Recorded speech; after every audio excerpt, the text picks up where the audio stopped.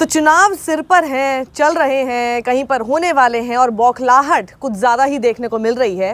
और जितनी ज़्यादा भाषा खराब उतनी ज़्यादा बौखलाहट के लक्षण दिखाई देने लग जाते हैं।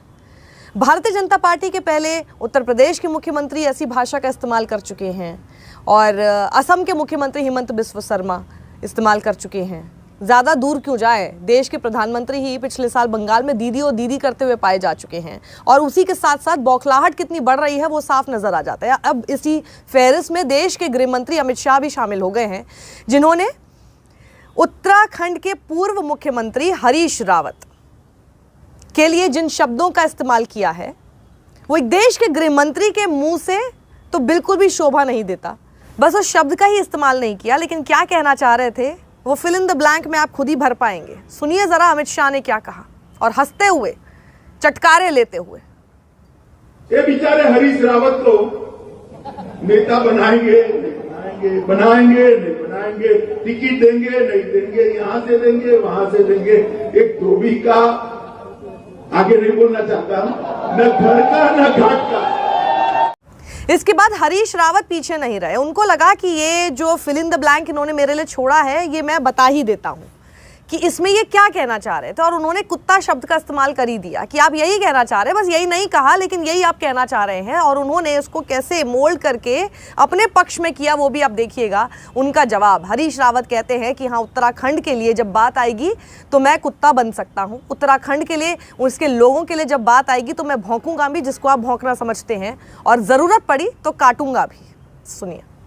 Thank you Narendra Modi ji, thank you आदरणीय अमित शाह जी, चीफ मिनिस्टर दर चीफ मिनिस्टर और केंद्रीय मंत्रीगण। आप उत्तराखंड आ रहे हैं, कांग्रेस के इस छोटे से कार्यकर्ता पर लठ दर लठ बरसा रहे हैं। कल अमित शाह जी ने एक सभा में कह दिया, मेरे घर की सभा में कह दिया कि हरीश रावत तो धोबी का आगे डैश और घर का न घाट का। केवल कुत्ता नहीं कहा ना, कुत्ता तो भैरव होता है, भैरव का अंश माना जाता है। तो मैं तो यदि उनकी नज़र में कुत्ता हूँ तो मैं उत्तराखंड का ही हूँ ना। उत्तराखंड के लिए ही बोलूँगा तो उत्तराखंड के लिए, भौंकूंगा उनकी नज़र में तो उत्तराखंड के लिए। मगर याद रखिए, यदि उत्तराखंड के हितों को चोट पहुँचेगी तो मैं भौंकने के साथ थोड़ा काटूंगा भी। और इससे पहले हम देख ही चुके हैं कि हिमंत बिस्वा शर्मा, असम के मुख्यमंत्री, ने किस तरह की अमर्यादित भाषा का इस्तेमाल किया था। उनकी भाषा को देखकर ये लगता है कि वो पार्टी के नेता हैं, उस पार्टी से बनाए हुए मुख्यमंत्री हैं एक राज्य के, जो दिन भर हिंदू हिंदू का राग अलापती रहती है और संस्कार के नाम पर यह है कि किसी की माँ को भी नहीं बख्शते। और उसके बाद तेलंगाना के मुख्यमंत्री के चंद्रशेखर राव बचाव में ही नहीं आए सिर्फ राहुल गांधी या फिर कांग्रेस या फिर पूरे संस्कारों के। उन्होंने बताया कि ये हिंदू का कल्चर ही नहीं है, ये हमें नहीं सिखाया गया या पढ़ाया गया है। और उन्होंने सीधा सीधा अपील की और बहुत ही कड़े शब्दों में, और सबसे खास बात हिंदी में बोलते हुए मैंने सुना, और उनका गुस्सा उसमें लाजमी था। और उसके साथ ही उन्होंने इस एक मांग को रखा कि उनको अपने ऐसे मुख्यमंत्री को बर्खास्त कर देना चाहिए, उनका इस्तीफा ले लेना चाहिए, जो एक पूर्व प्रधानमंत्री का भी सम्मान नहीं कर सकते, एक माँ का सम्मान नहीं कर सकते, एक अपोजिशन लीडर का सम्मान नहीं कर सकते। के चंद्रशेखर राव की इन कड़े शब्दों में जो ये बात है उसको आप जरूर सुनिएगा, क्योंकि अगर ये नहीं सुना तो कुछ भी नहीं सुना आज आपने। प्रधानमंत्री मोदी जी, क्या ये भाजपा का संस्कार है? क्या हमारा हिंदू धर्म है? क्या ये हमारा देश का मर्यादा है? किसी नेता को पकड़ के तुम किस बाप को पैदा हुए, ये आपका मुख्यमंत्री पूछ रहा है। मैं ही डिमांड करता हूं एक भारतीय होने के नाते, मेरा सर शर्म से झुक रहा है, मेरे आंखों में पानी आ रहा है।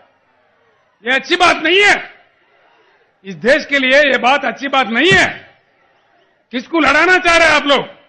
वो नहीं लड़ सकता। भगवान किसको दो हाथ नहीं दिए। एक एमपी के बारे में आपका पार्टी का एक चीफ मिनिस्टर, तुम किस बाप को पैदा हुए बोल सकते क्या? ये हमारा संस्कार है क्या? हमारे वेदों से, भगवत गीता से, महाभारत से, रामायण से यही सिखाया गया हमको। नहीं, हिंदू धर्म को बेच के उसके नाम पे वोट कमाने वाले आप लोग हो, आप गंदे लोग हो। अगर भाजपा के पास, भाजपा अध्यक्ष से मैं पूछ रहा हूं, नड्डा जी, क्या ये हमारा संस्कार है? अगर आप ईमानदार है, धर्म को निभाने वाले हैं, तो बरतरफ करो असम चीफ मिनिस्टर को। एक भारतीय नाते होने के नाते मैं डिमांड करता हूं, क्या एक चीफ मिनिस्टर ऐसा बात कर सकता है इस देश में? सहनशीलता का भी एक सीमा होता है। और चुनावों के बीच जब एक दूसरे के ऊपर हमले हो रहे हैं तो वहां निजी हमले कुछ ज्यादा ही देखने को मिल रहे हैं, और किन के द्वारा वो भी आपको पता ही है, लेकिन उसका कितने मुस्कुराकर और कैसे जवाब दिया जा रहा है, शायद वो और ज्यादा बौखलाहट पैदा कर रहा है कुछ लोगों में। आदित्यनाथ योगी ने ये कहा कि ये जो भाई बहन है, यानी वो प्रियंका गांधी और राहुल गांधी का जिक्र कर रहे थे, इन दोनों के बीच में ठीक नहीं चल रहा है, इन दोनों के बीच में झगड़ा है, ऐसे ही उन्होंने कमेंट कर दिया। उसके ऊपर जब प्रियंका गांधी से जवाब मांगा गया तो सुनिए प्रियंका गांधी क्या कहती हैं कि मैं तो अपने भाई के लिए जान दे सकती हूँ, मेरा भाई मेरे लिए जान दे सकता है, लेकिन समस्या लगती है कि शायद योगी आदित्यनाथ जी के दिमाग में है। योगी आदित्यनाथ ने एक बार फिर एक निजी हमला किया है गांधी फैमिली पर, और इस बार उन्होंने कहा है कि भाई बहन के आपसी विवाद और वर्चस्व के कारण कांग्रेस डूब जाएगी। क्या रिएक्शन है आपका? रिएक्शन है कि मैं अपने भाई के लिए अपनी जान दे दूंगी और मेरा भाई भी मेरे लिए अपनी जान दे देगा, तो विवाद कौन सा? योगी जी के मन में विवाद है, लगता है भाजपा में जो विवाद है उसकी वजह से कह रहे हैं, जो उनके बीच और मोदी जी और अमित शाह जी के बीच में विवाद चल रहा है। और जाते जाते हम कैसे याद ना करें हमारा बजाज वाले राहुल बजाज जी को। राहुल बजाज जी उन बड़े उद्योगपतियों में से थे जिन्होंने अपने देश के लिए जो जिया है और जो किया है उसे आज भी वैसे ही संजो कर रखा, उसके लिए उसी तरह से आज भी फील किया उन्होंने। 83 साल की उम्र में उनका निधन हुआ, लेकिन उन्होंने अपनी रीढ़ नहीं खोई। ऐसे समय में जब उनके आसपास के जितने और लोग हैं, जितने और बड़े बड़े कहने को व्यापारी उद्योगपति हैं, या तो वो चरण वंदना करने के लिए लगे हुए हैं लाइन में, या फिर सही गलत का फर्क जानते हुए भी सिर्फ मुंह सील के बैठे हुए हैं। उस दौरान राहुल बजाज ने अमित शाह की आंखों में आंखें डालकर, जब वो मंच पर बैठे हुए थे अमित शाह और यहाँ पर दर्शकों के बीच से उन्होंने ऐसी बात रख दी थी, प्रज्ञा ठाकुर का, महात्मा गांधी का लगातार अपमान करना और गॉडसे का महिमा मंडन करने पर उन्होंने सवाल कर लिया। तो उन्होंने कहा कि आपको हो सकता है बुरा लगे, लेकिन मेरा नाम राहुल देश के पहले प्रधानमंत्री जवाहरलाल नेहरू ने रखा था। मैं हमेशा से एंटी एस्टैब्लिशमेंट ही रहा हूँ, एंटी एस्टैब्लिशमेंट ही पैदा हुआ हूँ। और फिर उसके बाद कई सारे सवाल रख दिए थे। और आज मैं दिल से सलाम करना चाहती हूँ राहुल बजाज जी को। आप गए, इस देश को छोड़कर, इस दुनिया को छोड़कर आप चले गए, लेकिन आपकी लेगेसी और आपके विचार और आपने जो किया रहते हुए वो हमें हमेशा याद रहेगा कि ऐसा था हमारा बजाज।